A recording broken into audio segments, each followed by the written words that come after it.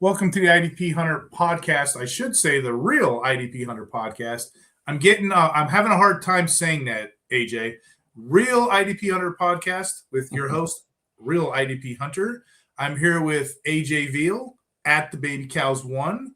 Everybody who hasn't seen AJ's work before, he's over here with me at the IDP Center. He's also a former writer for the U.S. Army and the old fantasy website, Fantasy Wingnuts, right? What's going on, AJ? How you been? Good, man. Adjusting to off season, waiting on the combine and in the draft. It's kind of dead time. So coming on with you and nerding out is helping pass the time, because this is probably the worst time of the year for me. I'll say this because sometimes it's confusing to people. I got hacked a while back, so don't communicate with the IDP Hunter Twitter account. Communicate with my new account, the Real IDP Hunter. Yes, I'm starting over. Yes, I'm putting this on live air just to let people know that there's some terrible hacks and some terrible people out there in the universe. Yeah. If they start giving you really bad IDP advice, you know it's not the Real IDP Hunter. I should have said that. That's a good way to look at it. Hey, AJ, I brought you on for the audience that doesn't know right now. We're doing this Interior Defensive Lineman rankings. Defensive tackles. It goes beyond that. The scope of this episode, we're going to do like 20 of these guys, and we're talking the whole interior lineman class just about. We're looking for players that are nose guards. We're looking for players that are D tackles, but we're also looking for those 3-4 edge defensive linemen that'll probably transition into the NFL as a defensive tackle. So what do they call those guys? The big nasties, AJ? Yep. Yeah. You want them big hog mollies out there to take on those double and triple teams. You know, you want them to eat blocks and let the linebackers do work. And that's a good transition. That's a good talking point right there. Because last year's class, when we did this episode, it was a lot of pass rush masters, but they couldn't tackle to save their life. So a lot of those guys haven't really transcended yet. This year, if I was to say the state of this draft class, you'll see smaller sack numbers, but the run stopping is top notch. A lot of these guys transition well into like a 1 tech, a 0 tech. You know, you'll see a lot of those guys, like the true run defenders in this class. You're going to hear me keep saying that. This guy's really big. This guy can make tackles. Maybe they need polish in other areas, but you know, there's a lot of good, like you said, space eaters, tone setters, guys that could set the anchor, double teams every down. Now, I know what you're probably thinking. How does this affect IDP? Well, obviously in DT required leagues, this is a golden class. In big play or sack heavy leagues, probably not as much. This is probably going to frustrate managers. But the 1, 2, 3 scoring, the tackle heavy leagues, there are some players, if you just close your eyes a little bit and you know, give them the time and their pedigree. There's actually 6 I really am excited to talk to you about. It's kind of hard to separate because everybody has different lists, especially this time of year. AJ, good luck with that, trying to rank these guys, trying to rank these guys before they even get in the NFL, before we even have landing spots. But here's our list. We got it. Would you mind explaining to the audience these tier breaks? Because what do we have? We have 5 of them. What do you have? So top dogs, like these guys are your locks. These are pretty much going to be consensus top guys across everybody's boards, including most NFL GMs. Moving down to number 2, next up, elite. These guys have the potential to move up into the top dog spot, and that's probably going to be right post-combine, how they do in their interviews. Are they doing all of the tests, the 40, the bench, so on and so forth? What are their measurables? Looking at their intangibles.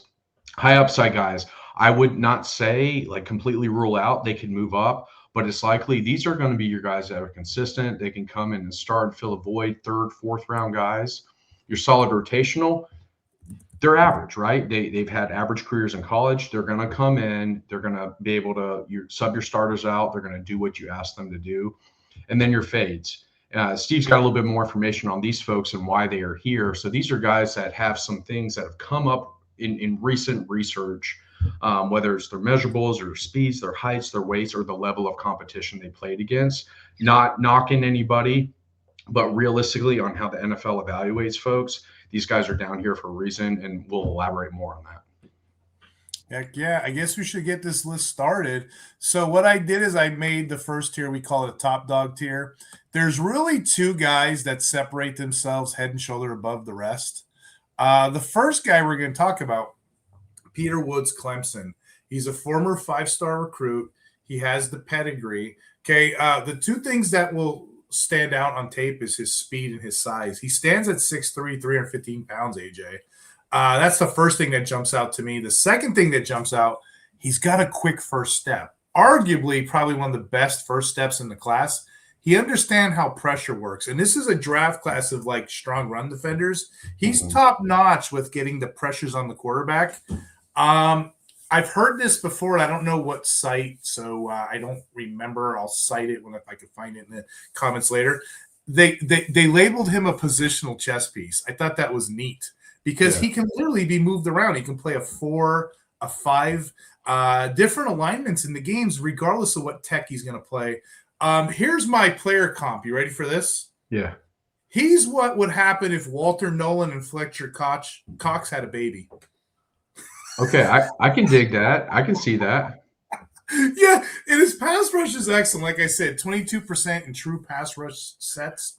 For the audience that doesn't know what true pass rush sets are, it's different than win rates. It kind of eliminates the play action, the RPOs, the screen passes, the trick plays. When I use true pass rush rate, I like to use that a lot when comparing and ranking because that takes it away. It's just the pure quarterback dropbacks. But yeah, 22% of the time, he's generating pressures. The only knock you're going to have, just like this Clemson team, where is the production? You know, what did he have? 2 sacks last year, 3.5 the year before, 0. That's in 3 seasons, 5.5 sacks. And this is a guy that plays both end and tackle.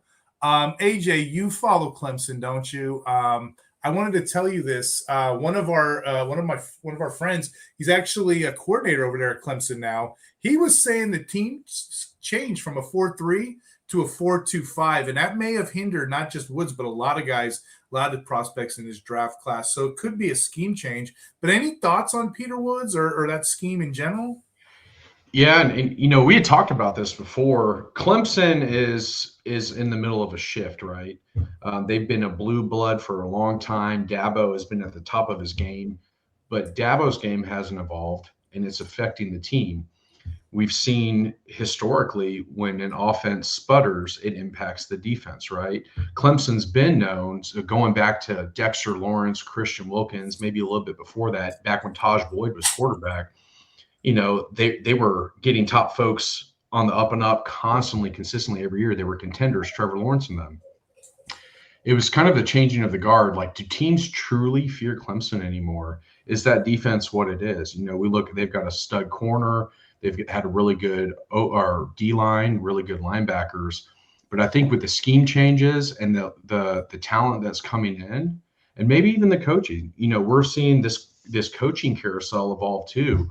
He had Brent Venables for how many years at Clemson with him? Now he's the head coach at Oklahoma. So there might be a sprinkle of just a little bit of everything that has kind of impacted his ability to produce. Like, I'm not saying he's not a great player, because he is, but just and you know me, every time I've come on and spoke, I want to see that production. I want to see those numbers. Prove yourself. So there's a rumor right now, and this is one that exists currently as I was down at the Senior Bowl, you know, because I really wanted to look at Woods up close. He put on 10 to 15 pounds of weight gain last year. The rumor is it held him back. Like I said, he usually plays, 315, 320, but he had better seasons when he was like 305. So just keep an eye on that. I'll tell you what, I went down to Senior Bowl, AJ. I don't really have much back to report. He did all right in the game. I think somebody wrote an article. He was a top 10 guy in practices, something like that, but nothing like that jumped out to me.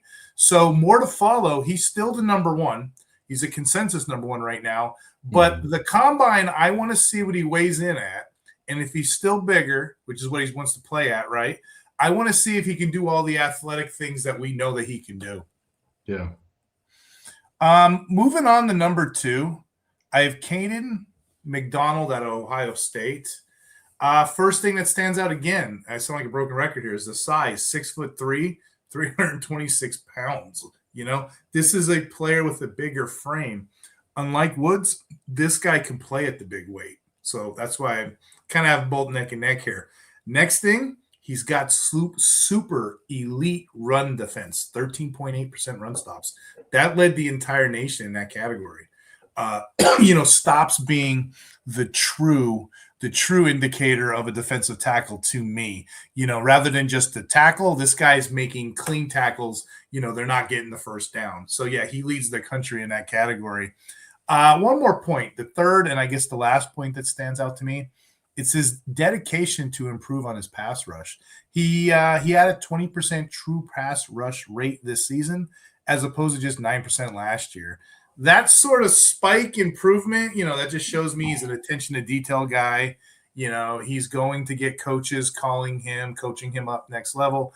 I think both he and Woods, they're going to be first round selections because of their height, weight, size, and athletic freak ability.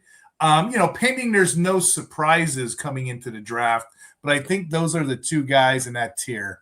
Yeah. Any thoughts? Yeah. So I don't remember hearing his name until this season. So I don't know if he sat and waited patiently as like a rotational guy over the years and then became a starter. But it's also very, very easy to look, I guess, higher quality when the guys you're playing next to are also 5 stars. Who do they double team? Somebody's going to get open. And I've told you about this, how Jason Pierre-Paul came about, right? The George Selvey getting double and triple teamed after he led the country in sacks at USF. Pierre-Paul comes in. He's only getting matched up on one-on-one on guys, and he eats and becomes a first-round draft pick. Selvey falls. I feel like this guy might be a similar case. And I would say if you want to kind of evaluate his true stats, Ohio State, and I might get hated on for this, Ohio State played one team all year and they lost. They lost to Indiana. Indiana had an elite offensive line. They might be playing 28-year-olds on their team, but how did he do versus Indiana? I'd like to see what his grade out and his percentages and his win rate. Was he disruptive versus elite offensive line? That's what I'd be interested in seeing. Because if it's there, then he's in the right spot. If not, I'm moving him down to tier 2. Makes sense. Now tier 2, don't get me wrong. There's a bunch of guys in this category, right? We have 5 guys in this category that I like. They could be the top guy in the class or be in conversation to be up there. I just can't put every single player in that tier. But like the first 5 on this list, the first 5 ranks, maybe even 6, I feel rock solid that this is going to be the way, the consensus feels about them. So let's move on to number 3. Number 3 here is Caleb Banks. Caleb Banks coming out of Florida. There's 3 things you need to know. He profiles as a top 3 DT, like I just said. He's got the exciting tape, right? He's a physical gifted freak. You'll see him, and then you'll see, his height and weight, 6'6", 329. And then you'll see how he moves and how he plays. He just pours pressure. He generates pressure onto the quarterback. I mean, those 3 things are going to get you evaluated in the NFL. Those 3 things there are going to get people interested in you. I'll tell you what, I'm going to show you some Senior Bowl film on him. Let me know if you can. Yeah, you see my screen. Yep. So yeah, this is dude up close. Now you see that video, AJ? I'm gonna let it run. I was in the stadium next to Brian Boldinger of NFL Network. He hit the speed bag so hard you can't hear on the video. I have it muted, but he hit the speed bag so hard it vibrated for like 30 seconds in the whole stadium. Wow. Yeah, that was old dude. Yeah. So, he's an incredibly gifted player. Generally, he's like a 3-tech nose tackle, but we got to see him this week. They were playing him over at the 9-tech, which was really interesting. You'll notice he has elite arm length, and I get tired of saying that. Because how do we actually know? What do we have, a ruler up to the TV and we're measuring? But yeah, the rumor is he's got great arm length. He's an interior player, exceptional pass rush. Quick is the right word here. He's had a 12% pressure rate since 2023. I have him, maybe lower because a lot of people like him as 2, but I like, the other 2 guys a little bit better than him. The only problem that I could foresee that he's going to have to clean up next level, and this is something the other 2 prospects don't have, is he's got a 25.5 missed tackle rate. Okay, most of the guys in this class are the other way around. They don't get the quarterback, they can run. This guy can get the quarterback. Little issues with the run. He's going to have to clean that up. That's a big knock either way. So I have concerns. So I can't put him any higher than 3.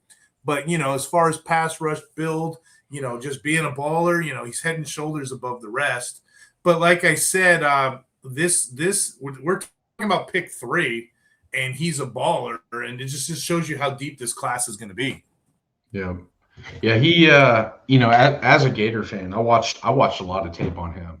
I can't remember who they were playing. This was 2 seasons ago. He completely wrecked an entire game. It was all him up front. I was blown away. And then there was other games where he completely disappeared, and he does have injury concerns. So that's like so much potential, could be great, and then you look, he was on a bad Gator team, for several years. Defense, they did a scheme change, Playing next to him was the 480-pounder Desmond Watson, that rotational guy.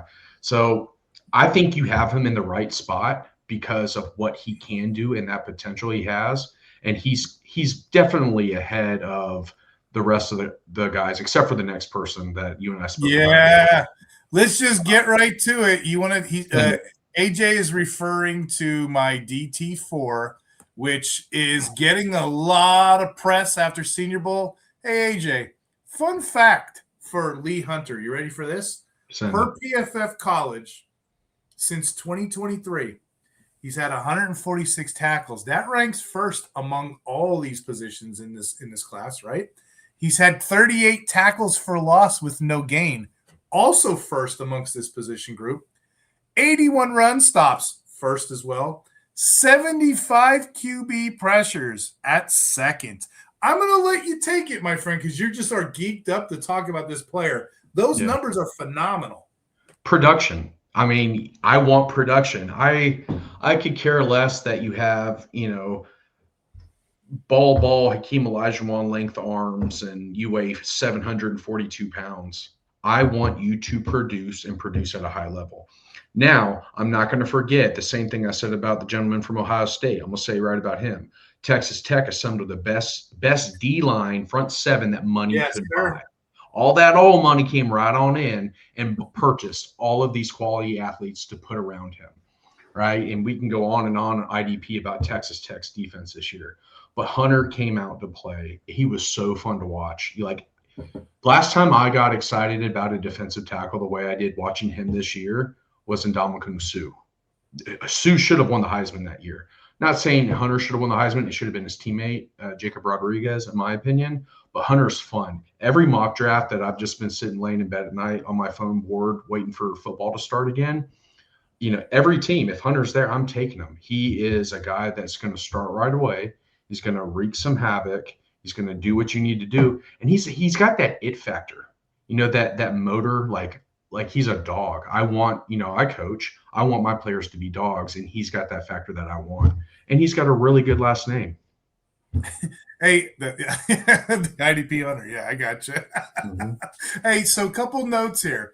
Huge body, 6'4", 330, right? You mentioned he has the distinction, Texas Tech, where he played zero tech most of the time.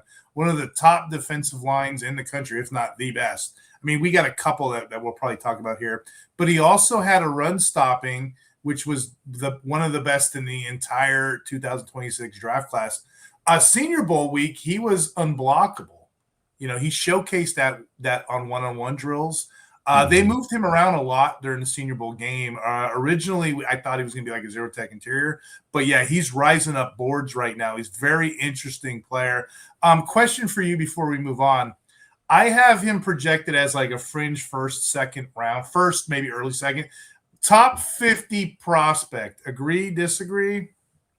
Agree. I think somebody trades up from the back of the second to the top of the second to get him. That after the first round ends and you're like, oh, some people, they accrued up some draft picks. It might be like a team like the Jets. They've got quite a few draft picks. A team like the Cowboys. I know Jerry's been swinging and missing on defensive players, but that's a guy that could come in and play next to Quinnen Williams or fill in for the hole that Quinnen Williams left with the Jets. I'm trading up to come get this guy. Because here's a fun fact, too. Top 100 right now, big board, right? I'm looking at Dane Brugler's top big board. 17 are wide receivers, 16 are edge. He's got 13 cornerbacks. That's an episode for another day. But there's 9 DTs, LBs, offensive tackles. And I'm thinking 3 definite, possibly 4, actually maybe 5. I think 5 might get there. I don't know. It's a loaded class. A lot of these guys can do similar things. That's why I was asking. Yeah. You know, my 5 is pretty cool. I like my 5 as well. A lot of people earlier on had them at number 2. Number 5 is Christian Miller out of Georgia. He's like a fringe guy. First, back end, second. I don't know how you guys rank them, but I feel pretty solid on what we've done so far. Just a recap for the audience who's just checking in. Those on Spotify, welcome in. Those on iHeartRadio, welcome in.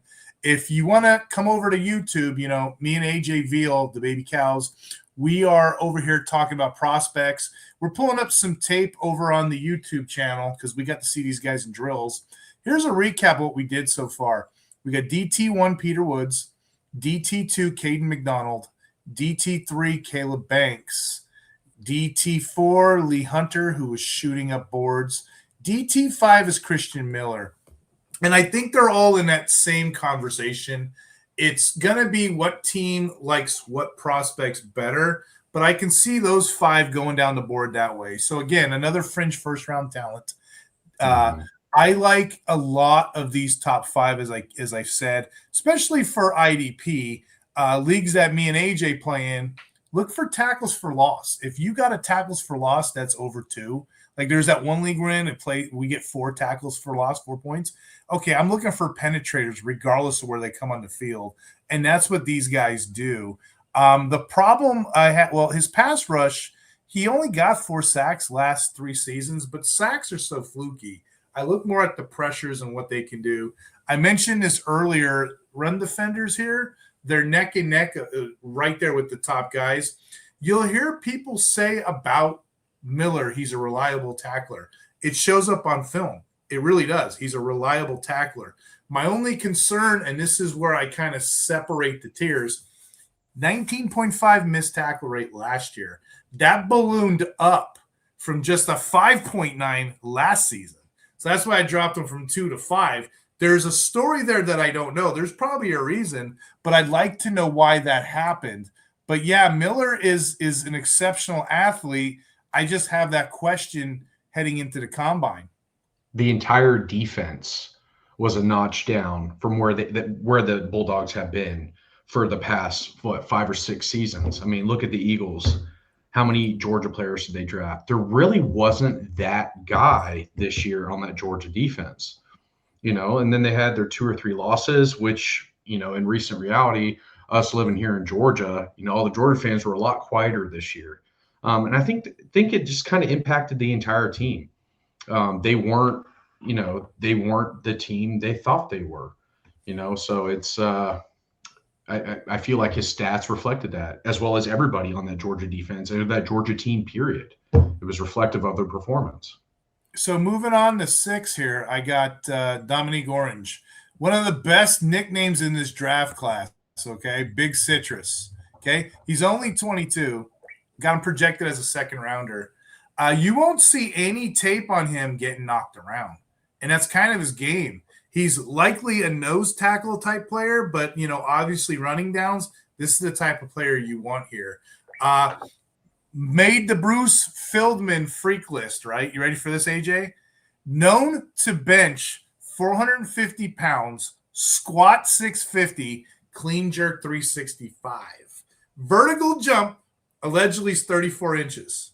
This is going to be a combine guy. He's probably going to blow up. I got him DT6, but he profiles as like, you know, I think he can go beyond a zero tech. So I'm going to say defensive tackle next level.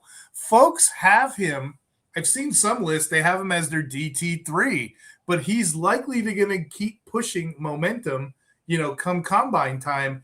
I'm saying he can make a case as a top 6, defensive tackle, as that's where I have him right now. He's extremely strong, intelligent, great against the run.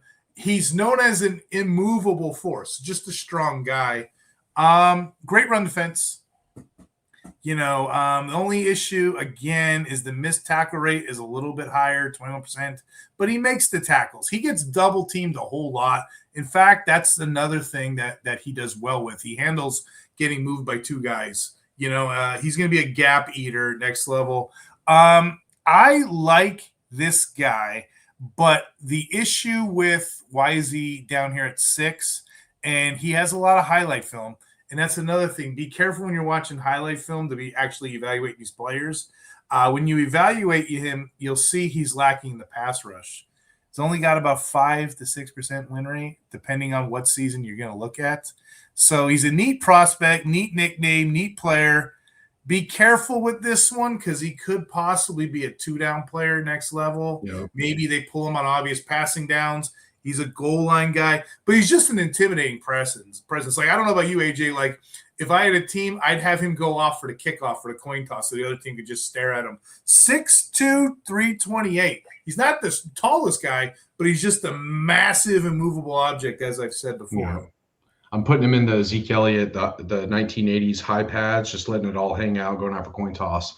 I want to say one thing on him, and take for this what you will. Whatever was asked of him from his defensive coordinator, his scheme, his team needs, 1 career sack. To my point, like I said, he just doesn't get there at all. But still, interesting prospect. He could be an elite guy in the right scheme. I'm thinking of those early 2000 Ravens teams. You know what I mean?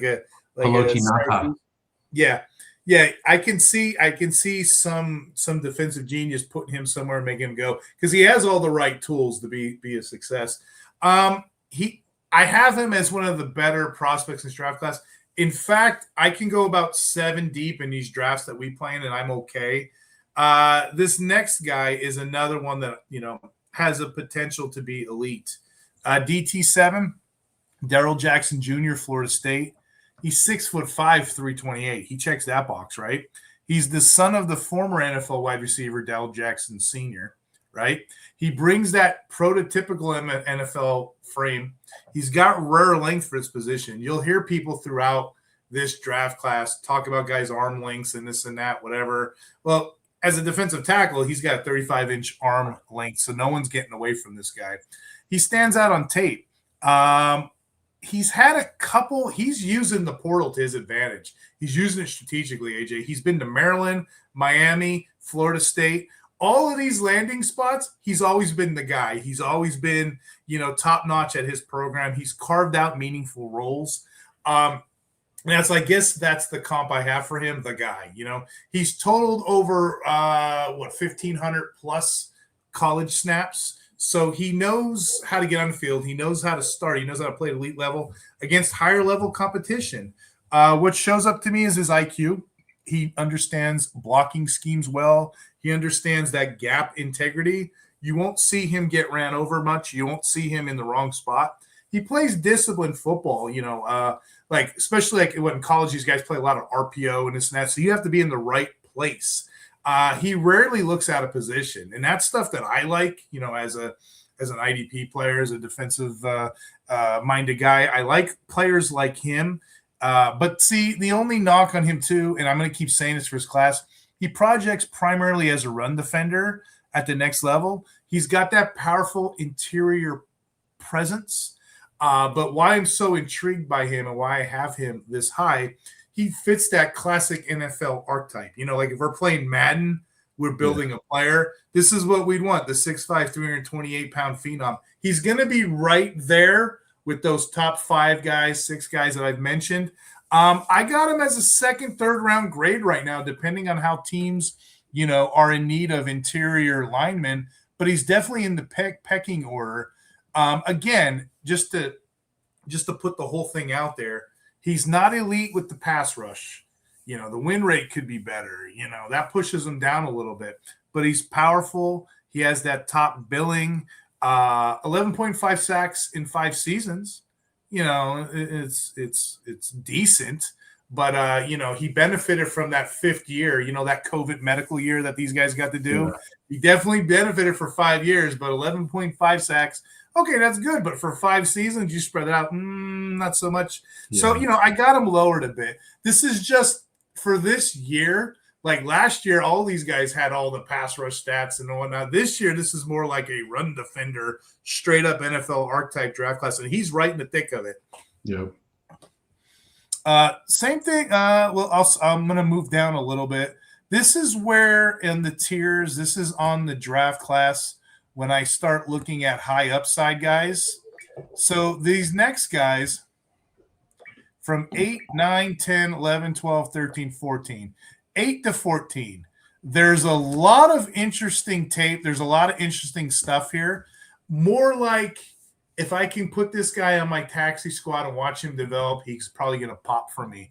They could excel at one thing or another. Well, heck, let me just get it started. DT8 is Skylar Gill-Howard.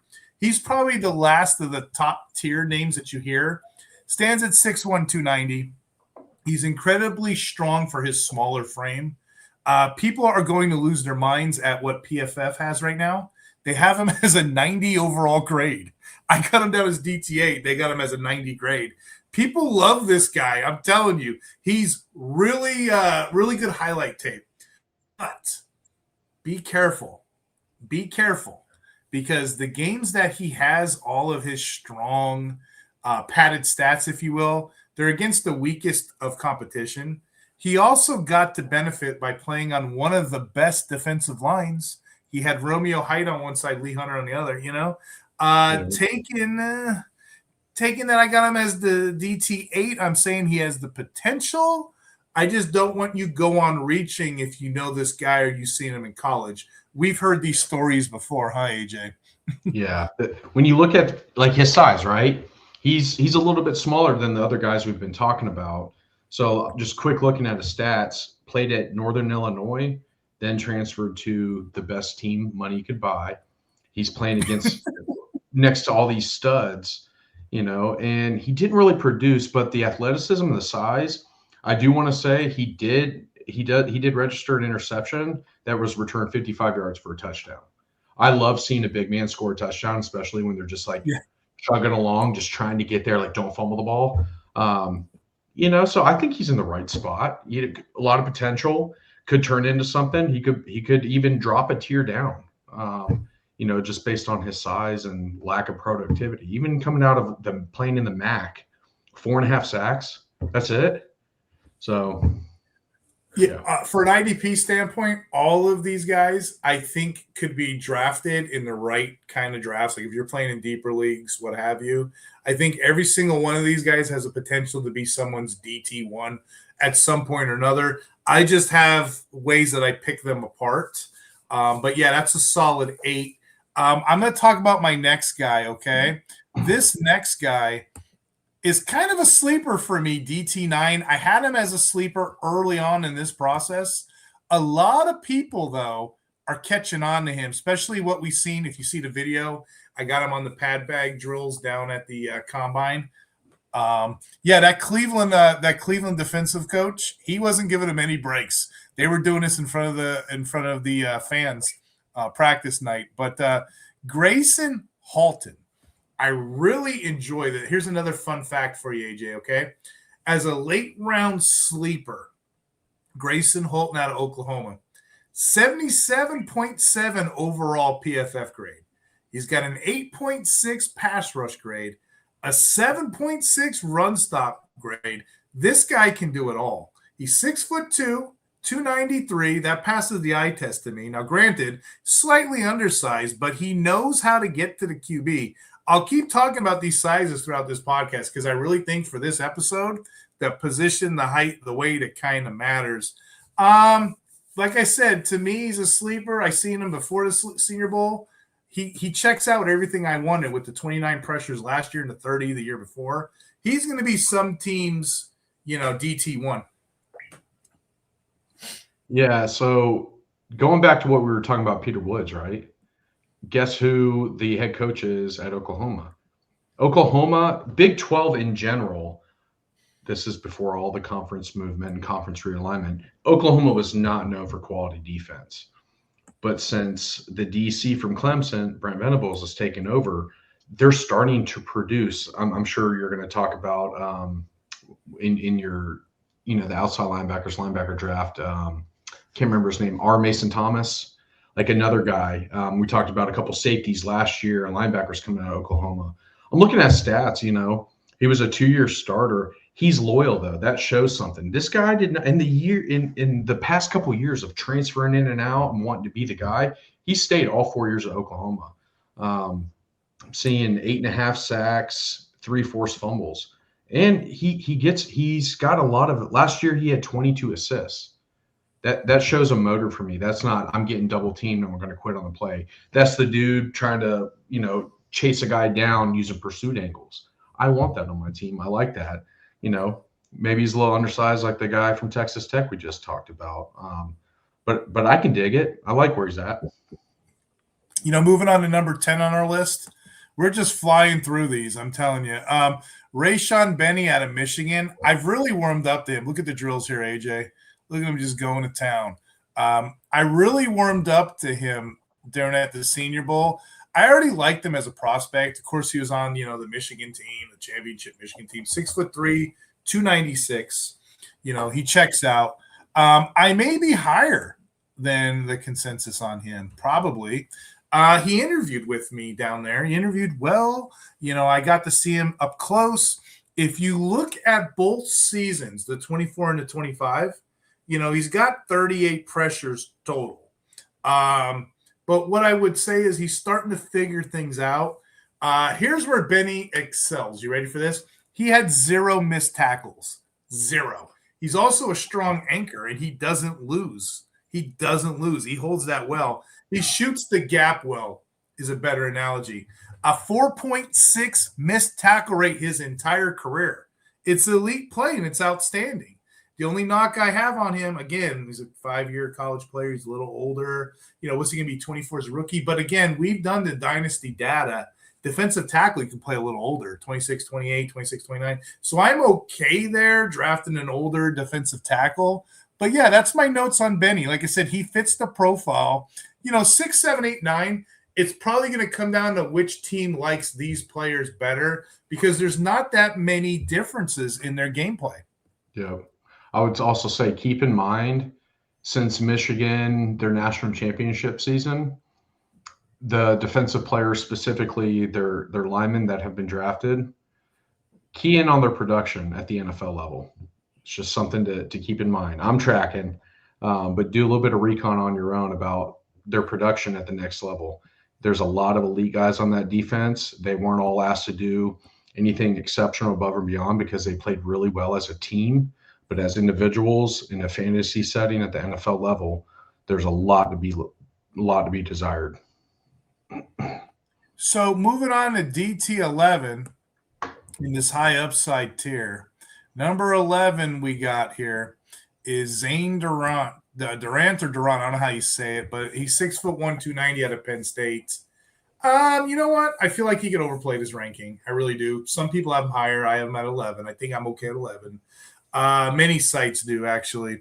He's a bit undersized for me, 6'1", 290, both height and weight, than the rest of the players. And honestly, I don't really feel comfortable with Penn State DL sometimes. They just throw us through loops in the NFL. He did make the Bruce Feldman freak list. I love watching that list for his athleticism.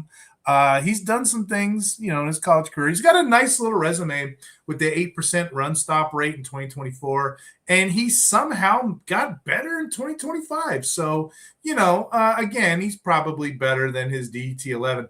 I just feel like, just outside 10, 11, in a draft class that, you need to have distinctions to stick out. It sounds about right for him here. But I don't know if you have any thoughts on Zane Durant, but him and my DT12, they kind of go together. Let me read my 12 to you as well, okay? Okay. Renee Conga is Louisville. He's 6'4", 300. Another player, great highlight guy. He's got a 26.1% win rate. He's got 26 pressures the last year alone. 85.2 pass rush grade. Again, these are all these high upside players. But the other side of the ball is the issue. He's the opposite of Durant. The run game needs a bit of polishing. He's given up 18.1% missed tackle rate. And honestly, so there's some games he disappears. And AJ, I don't know how you get a defensive tackle on the field for 3 downs if he can't stop the tackle. So I do have questions here. The last 2 seasons he's had this excellent pass rush, but his body of work and he transferred from Rutgers. Where was he hiding before this? That was my only question on Canada. Was he? He's Canadian, yes. So he was hiding. Okay. He was hiding in Canada. That's a good joke then. So I'm looking at his stats from this last season, his game log, right? And we're talking about his size and all that. And I was interested because he plays in the ACC. Does he show up in big games versus big time opponents? 3 tackles versus ranked Virginia, 3 tackles versus Miami, 2 tackles versus Clemson, right? But his best game is when he was playing against JMU. They made the playoff, but it's still James Madison. With a man of that size, he did 7 tackles. Mm-hmm. So saying, okay, versus elite competition, I'm going to have average. But if you play the Jacksonville Jaguars, Arizona Cardinals, Raiders, you could see that uptick. So I think that little bit of that big game he had shows he's got the potential to turn into something. So once again, I think you have him in the right spot because there's question marks. But he has showed, okay, I've got 1 game where I want to ball out. It's showing he has the potential. In the spirit of high upside players, DT13, may I present to you the 6'3" 3/8", freshly heighted at the Senior Bowl. 3/8, you gotta get that in there. 315-pound, 34-inch arms, nearly 11-inch hands. It's like 10.38.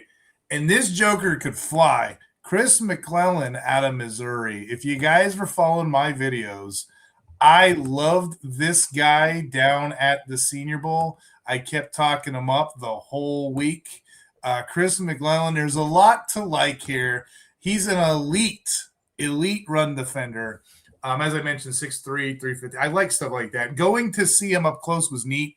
8.3% stop rate as a run defender during 2000. And don't forget, these guys are constantly getting double-teamed this position. So the run thing really, really excites me. It geeks me out. Before that run stop rate in 8.3, he had an 8.1 in 2025. So we have reliable data that he's a reliable tackler. Only 6.6% missed tackles. He doesn't miss many tackles. He's good, right?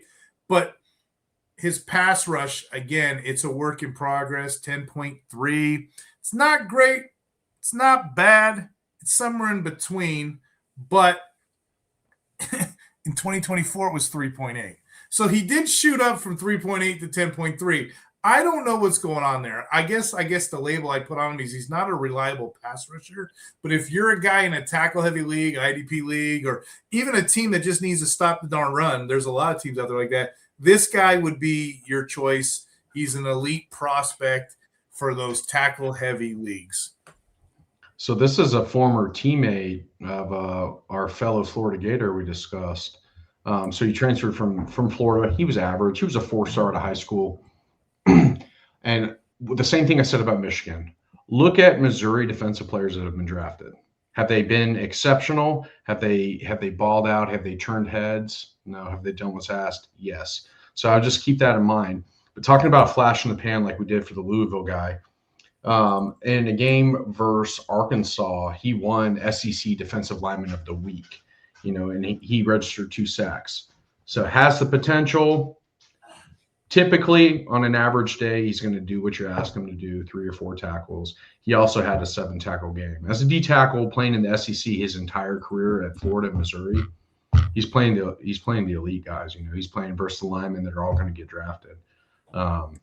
So just be mindful of Missouri defensive players as well. Yeah, when we get down to this lower tier, when we get down to the lower tier of players here, because like I said, we're starting to like get off the high elite side. So now I got two guys in this category, and they're just solid. Like they don't have any weaknesses, but they're not over elite either. So we kind of labeled this one solid rotational guys because that's what I think they are. I'm going to start this with Tim Keenan the third, over from Alabama. I got to interview this guy. I like what he does. I like what he sees. Again, during the game, he's a team player. He's a solid run defender. And that's how PFF has him graded too, a 73.7 overall. That's great and all, but, maybe a little bit more polished on the pass rush, just 5.5 sacks in 4 seasons. You'll see that trend with a lot of these guys, like I keep saying. But, yeah, he's a decent enough run defender. And I lump him in DT15 with my DT16, Brandon Cleveland over there in North Carolina State. Brandon Cleveland's another guy who is solid enough to have a rotational role or, next level. People take Cleveland a little bit higher than me, but he does. He profiles as a nose guard profile. He's got a 16.2 win rush, excellent in the run game. He's a reliable tackler, and 72.4 PFF run grades, a value pick. But again, the pass rush needs more tools, probably needs a little bit more polish. But yeah, that's what we're looking at with those guys there. I don't have a lot more thoughts unless you do. If you don't, we're going to move on to the final tier. We got 4 guys that are higher than I have them right now, but these 4 individuals are fades to me. Yeah, the only thing I would say about Keenan, he just kind of reminds me, we're going back in time to show my age, Terrence Cody, right? Another Alabama defensive tackle. There's a really, really good picture of Tim Keenan as well. And he was there when Saban was there, and they were doing the whole Alabama defensive line sub package and rotating in and out, playing, how Saban would say, you practice against the best players in the country week in and week out. So you're going to get better. I don't really think he ever met his full potential. I think any Alabama player, if they've got some unlocked potential, especially now that Saban's retired. So I would say, if anything, out of the 2, Keenan's got the most upside, but I really think he's just going to come in to give your starter, a play or 2 off, let him get some Gatorade, and then, sub back in. Special teams kind of guy, practice squad kind of guy. I think that's where he's gonna end up going. Right. Yeah. Like, again, we get down this far on the list. Full disclosure, probably not leagues that the average person plays in. Like the first top 7, yes. 7 to 13, I can justify. We start getting down here, it's probably those 32 team leagues we play in that we're looking at these guys, or maybe like that 164 that I got, or maybe unique leagues that have unique kind of settings. So to be fair, these guys here, this last 4, I just put these in here to round out the last tier. They were like big names earlier in the process. So they're just guys you want to keep an eye on. Maybe they have something, the next part of this NFL journey for them. Maybe the combine, maybe something happens for them. Maybe they get a good landing spot. I'll tell you who's not going to the combine. DT17 Aaron Graves. This sucks, man. Yeah, I don't know if you've seen the list on Twitter, AJ. There's some Pro Bowl snubs. And when they're trying to get not Pro Bowl combine snubs, when you're trying to get the list down and narrowed for all these people to go play and run their drills, this position tends to get snubbed, like, forgotten about a little bit. They want to get all those top school guys on TV, I guess. But Aaron Graves, 6'4", 300 pounds, 24% win rate. He's got the wrestler background. Ready for this? 120 tackles in college. It's mind-boggling. Where's he at? Iowa? Mind-boggling. But for some reason or another, he's not going to the combine. That's going to affect his draft stock. Maybe some lucky team like the Rams or something like that, the Patriots, maybe somebody like that will know who this player is. And that's kind of why I'm like advertising him right now. DT17, he can shoot up the boards in the right landing spot position. Yeah, looking at his career sack as well, 15 and a half. He played on a top 10 defense, right? He played for Iowa. Iowa is known for having a top 10 defense and a bottom 130 offense, right? So he's going to be a leader, registering 120 tackles, 4 forced fumbles, and dude even got a pick. So it's not saying he's an athlete. I don't know why they didn't invite him. Maybe because he's not flashy, because he's got the size and production. I can't call it. I needed to make this video a little bit deeper because there's some guys here. The next 3, there's some guys here that have just mind-boggling, academics, and for some reason, somebody more intelligent than us is saying no. So here's another one for you. DT Robinson. People got him a little higher, DT Landon Robinson, if you will. Navy. He's a nonstop effort guy. 6.5 sacks, 34 pressures, 84.7 pass rush grade per PFF. Bruce Feldman, freak list member. You know what we like about that? This guy here can bench 465 pounds. He's been clocked at 20.13 miles per hour. He had an impressive Shrine Bowl recently. All of these things are well and good, and I'm just going to leave it for AJ and the audience at home. Then why do I have Navy's Landon Robinson all the way down at DT18? Why am I fading this guy? I would probably say because he goes to a service academy. Well, that that too, and if you want to expound on that, go right ahead. But the 5'11", 291 pounds, he's buried in a draft of big boys that can do the run defense and all that other stuff too. I don't see that type of player as a defensive tackle being able to project next level. And I'd love to be wrong, but you said it yourself, these Navy, even Army programs, they usually don't transcend for one reason or another. Thoughts there? Yeah, I'm looking at his game log from this season. His best game, registering 10 tackles versus Alabama Birmingham, right? But going all the way down, looking through the American Conference schedule, Notre Dame, 5 tackles. So he did decent. South Florida, 3 tackles. Not seeing any sacks or forced fumbles in those games either. So does he disappear? Does he eat against struggle against the bigger hog mollies that we're talking about? They're going to get drafted in the higher rounds. The height is definitely gonna ding him. And also I think being from a service academy is too. He's going to have to get drafted by the Jags or the Chargers or, somebody that's near a naval installation.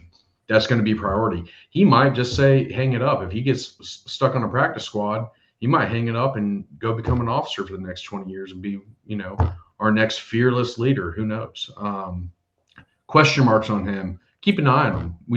We know there's potential there, but is that size going to hinder everything? Have we seen a 5'11" defensive tackle? We've seen them drafted, but I've never seen that kind of profile build benefit from the NFL game. So I'm a little bit hesitant. Now, again, some defensive-minded genius might bring him in, make him play it. I don't know. But again, this last tier, I need to put these guys on here just for their body of work. Maybe the NFL could sort through it. But, yeah, they're definitely later round guys. Some of these guys are going to be undrafted free agents. And this next player, this penultimate player on our list, if you will, I'm probably going to get drugged a little bit for this because everybody loves this guy. And he has a great nickname. Okay, so Dontay Corleone. They call him the Godfather down there in Cincinnati. AJ, what I pulled up on screen, that's all 22 film. That's what it looks like. I kind of like it. You can see he's an actual baller. He's a player. 6 foot, 331 pounds.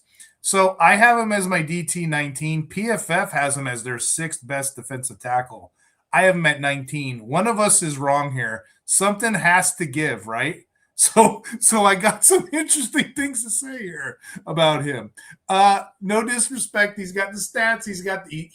He's got that bull rush down. You just seen it on the one play. He's really good at getting there. He's probably a top 10 defensive tackle if the other issues didn't come up. So what are the issues?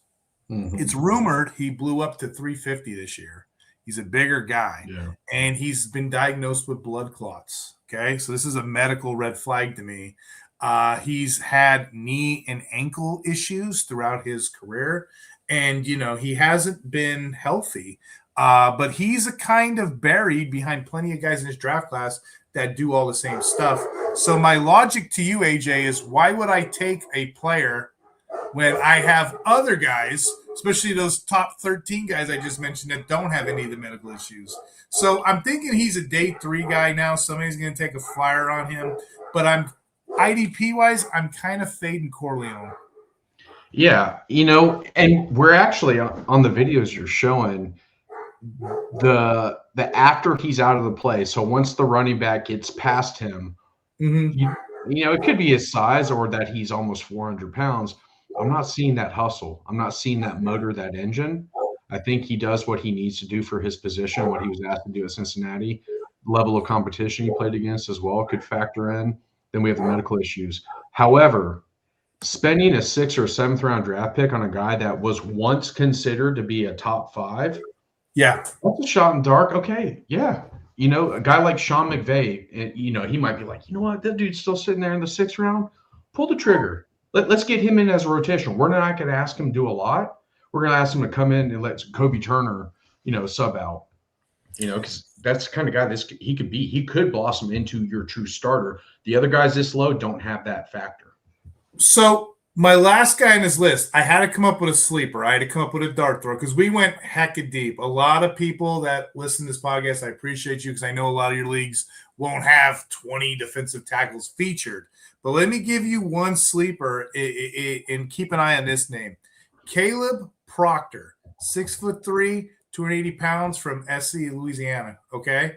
He was getting no buzz at all until the Shrine Bowl happened, where you see this guy, he's only 280 pounds. He's knocking offensive linemen down twice his size.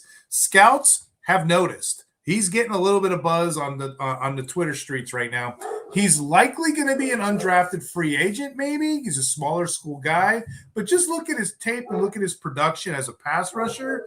He could be this year's steal. And I'll throw this one at you too here, AJ. He finished the 2025 season with 43 total tackles, including 13 tackles for loss and 9 sacks. That's standout production from a defensive lineman at the tackle position. And I got him all the way down at DT20. You see how rich and deep this class is. Yeah, man. I'm actually first time I'm hearing about this guy. Yeah. Oh, yeah. What did we see in the Super Bowl with Will Campbell, the left tackle? First round draft pick. This is my quarterback. I'm going to protect him. He got punched in the face for 60 minutes in front of 180 million people. Like that. Caleb Proctor can be a guy like that. I'm okay with making the minimum salary. I'm going to come out here. I love football. I want to play football. I don't care if I'm practice squad. I don't care if I'm special teams. Like that's the vibe I'm getting. Just seeing his pictures and reading his stats over the course of the year. I like it. I like this guy, and I'm gonna watch his highlight stuff now. I love ending the podcast with some deep sleepers. And on that note, I don't have anything else, AJ. I'm gonna read back. I'm just gonna recap it to the audience at home, and then we'll tell the audience where they can find you. Okay. DT1 Peter Woods, DT2 Caden McDonald, DT3 Caleb Banks, DT4 Lee Hunter. Interested in all of those guys. A little bit same tier. DT5 Christian Miller, DT6 Dominique Orange, DT7 Daryl Jackson. Those are my favorites. Now we're going to go a little bit deeper, and we look at DT8 Skylar Gill Howard, DT9 Grayson Halton, which I really feel is a sleeper, DT10 Rayshawn Benning, climbing, DT11 Zane Durant, right outside that top 10 bubble, feels good to me. DT12 Renee Conga, DT13 Christian McClellan, great tape down Senior Bowl. DT14 Tyler, I don't know how to say it right, but it's Onyedim, Texas A&M. Onyedim, hopefully I said that right. DT15 Tim Keenan III, DT16 Brandon Cleveland, DT17 Aaron Graves, DT18 Landon Robinson, DT19 Dontay Corleone, the Godfather, DT20 Caleb Proctor. And if you guys want a little bit more of an in detail breakdown, again, we went an hour talking about the big nasties. I'm over at the Fantasy Six Pack. I'm going to do a top 200 IDP draft profile. So it's going to be the whole entire draft class. And you can follow some of my articles over at the Fantasy and Frames as well. AJ, I don't have anything else for these kind folk. Can you tell the audience where they could find you? Yep. Y'all can find me at the Baby Cow 1. I'm always rocking with Steve. We're around. I'm always available to chat. I love talking ball. College, NFL, high school, you name it. I live, breathe, eat football.